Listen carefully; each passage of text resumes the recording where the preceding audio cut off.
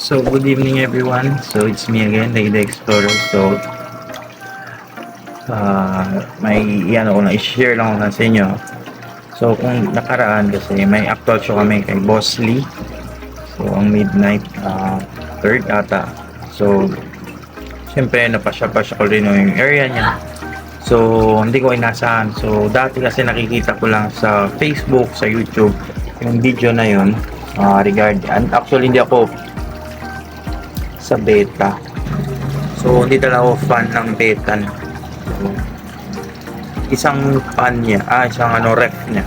So, first time in the history sa buhay ko nakita ko beta na neon, guys. Beta neon.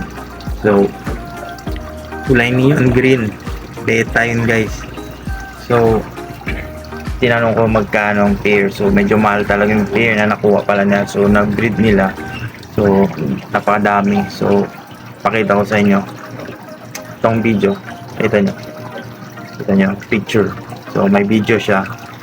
Legit talaga siya, si neon beta. So, first time kung gusto nyo mag-order, baka ibenta ni Boss Lee, PM nyo siya kay Boss Lee.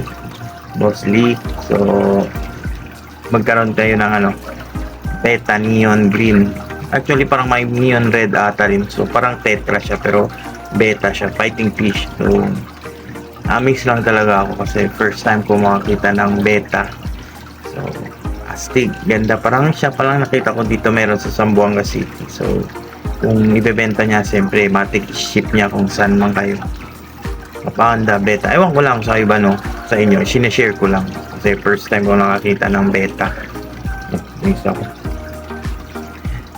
Yan. Si Blacky ata yan.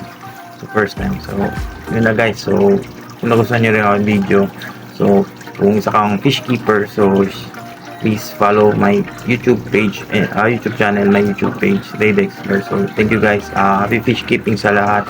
God bless sa lahat. Sa lahat mga fish keepers, sa lahat mga groomers dito sa Pilipinas. So, sana magkita-kita pa tayo lahat. Magsama-sama pa tayo palagi sa ating mga online shows, mga grow out challenge. So, sa lahat ng gusto magpa-promote ng mga grow out, so free lang po ako, free ko lang. So, yung tulungan ko ang ating, especially in Philippines, sa Zamboanga City, yung ating goldfish community. Shout out sa lahat.